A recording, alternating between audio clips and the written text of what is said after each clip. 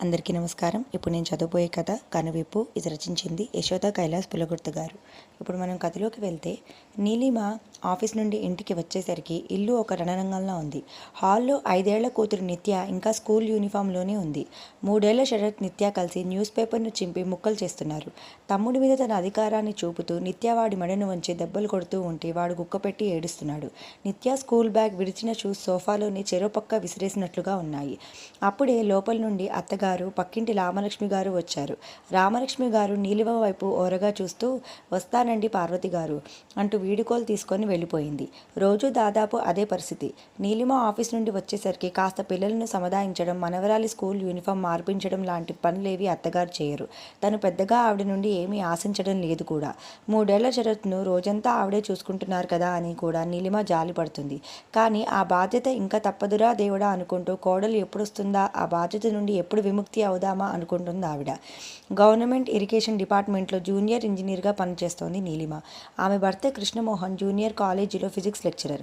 College తర్వాత అక్కడ విద్యార్థులకు ఎంసెట్, ఐఐటి కోచింగ్ క్లాసెస్ తీసుకొని రాత్రి 7 గంటలకు కానీ అతను ఇంటికి రాడు.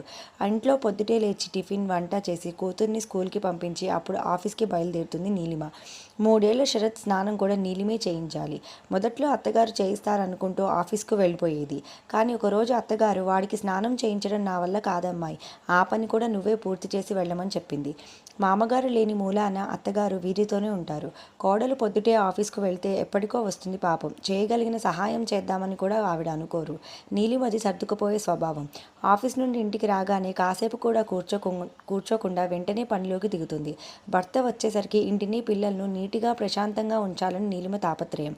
నీలిమ ఆఫీస్కి వెళ్ళాక భోజనం చేయగానే పక్కింటి రామలక్ష్మి గారు వచ్చేస్తారు. ఆవిడ కోడలు హౌస్ వైఫ్. అన్నీ ఆ అమ్మాయే చూసుకుంటుంది. ఈవిడకి పని పాట ఉండదు, తోచదు. పార్వతమ్మ గారింటికి వచ్చేస్తుంది. ఇక వారిద్దరూ కాలక్షేపం లోకంలోని కోడళ్లే. చుట్టుపక్కల ఇళ్లలోని కోడళ్ళు, బంధువులింట కోడళ్లే కాకుండా వారి కోడళ్ళ గురించి కూడా అనర్గళంగా చర్చలు చేసుకుంటూ, వాళ్లపై లేనిపోని అభియోగాలు చేస్తూ సంతృప్తి పడిపోతారు. "మీరు చూడడం ఏంటి మీ మనవణ్ణి ఈ వయసులో? మీ కోడలేమో టిప్పుటాపుగా తయారై ఆఫీస్కి వెళ్తూ లక్షలు లక్షలు సంపాదిస్తోంది. మీరేమో ఒక పనిమనిషిలా పొద్దుటి నుంచి సాయంత్రం వరకు ఈ పిల్లాన్ని సాకడం ఏంటి?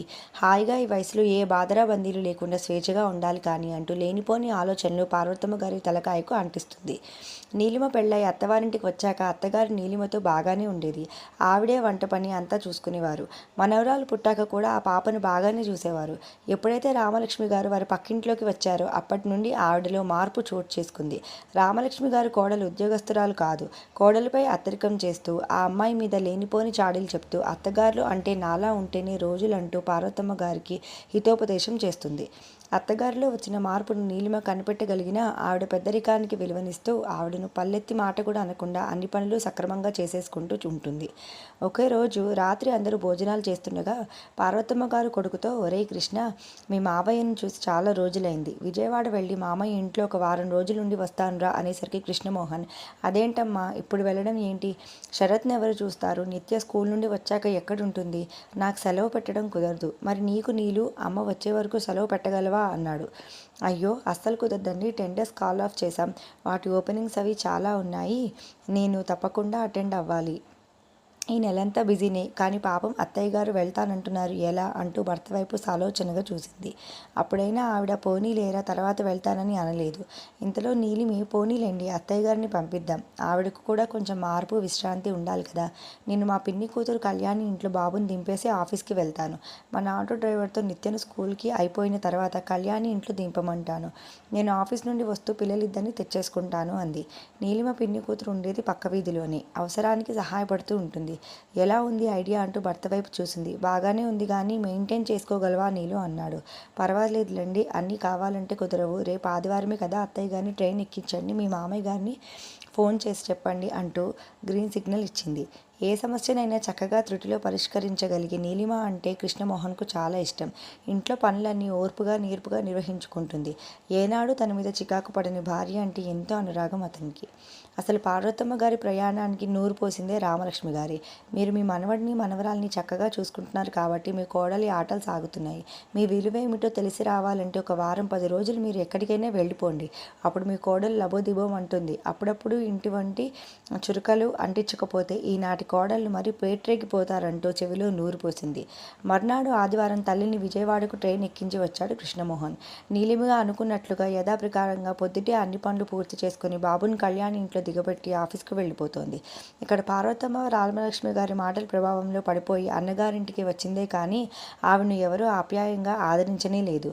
అన్నగారికి వదిన గారికి పార్వతమ్మ పట్ల అభిమానం ఉన్నా ఇంట్లోని మిగతా వారికి ఆవిడ రాక అసహనంగా ఉంది. ముఖ్యంగా ఆ ఇంటి కోడలికి. అసలు పార్వతమ్మను సరిగ్గా పలకరించనే లేదు ఆ అమ్మాయి. అన్నయ్య కోడలు రేఖ అహంభావి అని పార్వతమ్మ విని ఉంది.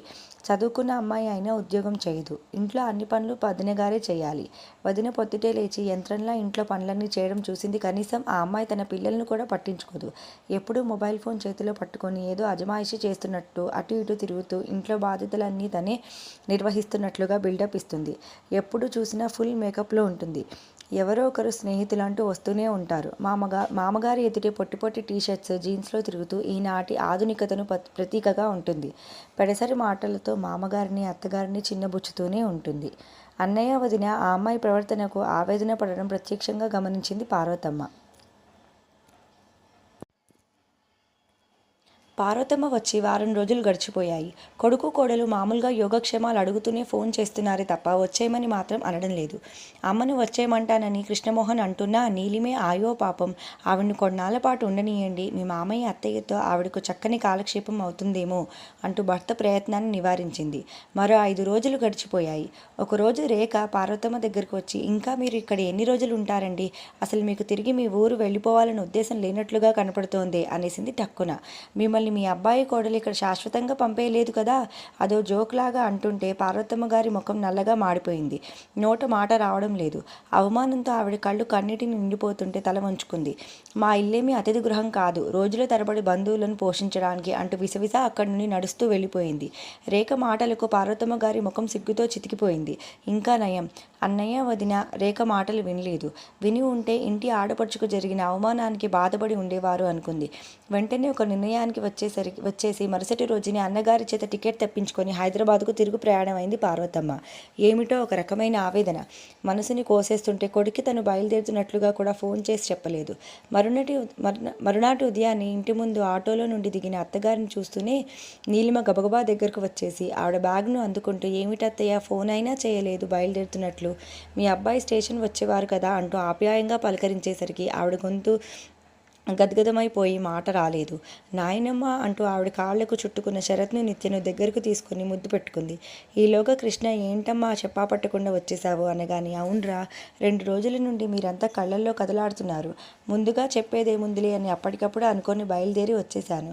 నాకేమైనా ఊరు తెలియదా ఏమన్నానా అంటుండగా నీలిమ వేడి వేడి కాఫీ గ్లాసు అత్తగారి చేతికి అందిస్తూ, మిమ్మల్ని బాగా మిస్ అవుతున్నాం అత్తయ్య. మీ అబ్బాయి అమ్మను వచ్చేయమంటానని అంటూనే ఉన్నారు. నేనే పాపం కొన్నాళ్ళు అక్కడ విశ్రాంతిగా ఉండనీయండి అంటూ ఆపాను. ఇక్కడ ఎలాగో మీకు పిల్లలతో విశ్రాంతి ఉండదని. అయ్యో అదేమి లేదు తల్లి, నా మనవడు మనవరాలిని చూసుకోవడం కూడా ఒక పనినా అంటూ, నువ్వు ఆఫీస్కి తయారవు నీలిమ, నేను పిల్లల సంగతి చూస్తానంటూ పార్వతమ్మ గారు లేచేసరికి, లేదత్తయ్య ఈరోజు ఆఫీస్కు రానని ఫోన్ చేసి చెప్తాను. ప్రయాణం చేసి వచ్చారు, ఈ రోజుకి విశ్రాంతి తీసుకోండి అని నీలిమ అనడంతో ఆదరంగా ఆవిడ హృదయం ఆర్ద్రమైంది. నీలిమ ఎంత మంచిదో, రామలక్ష్మి గారితో స్నేహం, ఆవిడ చెప్పుడు మాటలు తన మనసు మీద ఎంత ప్రభావం చూపించాయో అర్థమయ్యేసరికి ఆవిడ మనసు సిగ్గుతో కుంచుకుపోయింది. రామలక్ష్మి లాంటి వ్యక్తులను దూరంగా ఉండాలి. చెప్పుడు మాటలతో బాంధవ్యాలను దూరం చేస్తారు. నిజానికి తను ఇక్కడ లేకపోయినా నీలిమ సమర్థంగా ఇంటిని పిల్లలను చక్కబెట్టుకుంది. ఇంటిని ఎంతో పరిశుభ్రంగా ఉంచుకుంది. మనిషి దగ్గరగా ఉన్నప్పుడు ఆ మనిషి విలువ తెలియదని, దూరంగా ఉన్నప్పుడే ఆ విలువ అర్థమవుతుందని రామలక్ష్మి గారు చెప్తే తను ఆ మాటలు నిజమని నమ్మి ప్రయోగం చేసి భంగపడింది. మంచి చదువు చదివి బాధ్యతాయుతమైన ప్రభుత్వోద్యోగం నిర్వహిస్తున్న నీలిమలో వీసమెత్తు అహంభావం కూడా కనపడదు. తనని ఎంత ఆదరంగా చూసుకుంటుంది నీలిమ. రేఖలతో ఎంత వ్యత్యాసం. అహంభావానికి ప్రతీక రేఖ. ఒక విధంగా రేఖ రామలక్ష్మి గారు వ్యక్తిగతంగా ఎంత చెడ్డవారైనా తన మనసులో ఒక గొప్ప మార్పుకి కారణభూతులు అవడమే కాదు, బాంధవ్యానికి ఉన్న విలువ ఏమిటో తెలియచెప్పి కనువిప్పు కలిగించారు. అనుకుంటే ఆవిడ మనసు ఎంతో తేలికగా ప్రశాంతంగా అయిపోయింది. మర్నాడు నీలిమ ఆఫీస్కు వెళ్ళగానే మధ్యాహ్నం మధ్యాహ్నం రామలక్ష్మి గారు వచ్చారు ఎంతో ఆత్రంగా. వచ్చేసారా పార్వతి గారు అంటూ పిల్లల బట్టలు మడత పెడుతున్న పార్వతమ్మ గారు ముభావంగా తల తిప్పుకున్నారు. ఏమిటో ఉంది మీ కోడలు, మన మంత్రం పనిచేసిందా?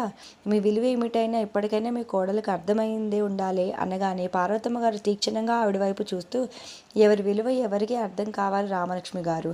మనం లేకపోయినా హాయిగా సమర్థించుకోగలిగే ఆర్థిక బలం, స్వాతంత్రం కలిగి ఉన్నారు నేటి కోడలు. పని మనుషులను ఆయాలను పెట్టుకొని లేకపోతే డే కేర్లను పిల్లలను వేసుకొని ఎలాగోలాగా సర్దుకుపోగలరు. కానీ మనలాంటి వాళ్ళకే వాళ్ళ ఆదరణ లేకపోతే దిక్కు ఉండదని గ్రహించుకోవాలి. కోడలను ప్రేమగా మన ఇంటి ఆడపిల్లగా చూసుకుంటున్నప్పుడు వాళ్ళు కూడా మనల్ని గౌరవిస్తారు. మనకు ఓపిక ఉన్నంత వరకు వాళ్ళకు సహాయపడాలి తప్ప కోడలకు మనం చేయడం ఏమిటనుకుంటూ అహంభావానికి పోకూడదు. మా అన్నయ్య కోడలు మా అన్నయ్యను వదినను గడ్డిపోచలా చూస్తున్నా మా అన్నయ్య వదిన మౌనంగా సహిస్తున్నారు. అలాగే ఉండాలని కాదు నేను చెప్పేది. ఏదో నాటికి ఆ అమ్మాయిలో మార్పు వస్తుందని, అత్తమామల విలువేమిటో గ్రహిస్తుందని వాళ్ళ ఆశ. బంధానికి దగ్గరవ్వాలని వాళ్ళు అనుక్షణం తాపత్రయపడుతున్నారు. మీరు మా ఇంటికి రావచ్చు, కానీ మంచి విషయాలకే చెప్పండి. బాంధవ్యాలను విడగొట్టే సలహాలు ఇవ్వకండి దయచేసి. చక్కగా ఆధ్యాత్మిక విషయాలను మాట్లాడుకుంటూ మనసుని ప్రశాంతంగా ఉంచుకుందాం. పాపం మీ కోడలు చిన్నపిల్ల. అదే పనిగా ఆ అమ్మాయిని ఆడిపోసుకోకుండా ఉండండి. మీ ప్రవర్తనకు విసిగిపోయి ఆ అమ్మాయి ఏదో ఒకరోజు మీ మెడపట్టి బయటకు గెంటేస్తే అప్పుడు మీ పరిస్థితి ఏంటి? మీ కోడలితో ప్రేమగా మెలగండి అంటూ మెత్తగా చీవాట్లు వేసి పంపించింది. ఆ సాయంత్రం నీలిమ ఆఫీస్ నుండి ఇంటికి వచ్చేసరికి ఇల్లంతా ఎంతో నీట్గా సర్దింది. పిల్లలు శుభ్రంగా కడిగిన ముత్యాల్లో మెరిసిపోతున్నారు. నీలిమ రాకను చూసిన పార్వతమ్మ గారు, వచ్చావా నీలిమ అంటూ వేడివేడిగా కాఫీ కప్పులో పోసి నీలిమకు అందించారు. అయ్యో అత్తయ్య, మీకెందుకు ఈ శ్రమ అని నీలిమ ఆదరంగా అనేసరికి ఆవిడ హృదయం ఒక అనిర్వచనీయమైన అనుభూతికి లోనైంది. భగవంతుడా, నాకు ఈ అదృష్టం చాలు అంటూ ఆ దేవుడికి మనసులోని కృతజ్ఞతలు సమర్పించుకున్నారు పార్వతమ్మ గారు. ఇంతటితో ఈ కథ సమాప్తం. ఏవైనా తప్పులుంటే నేను క్షమించండి.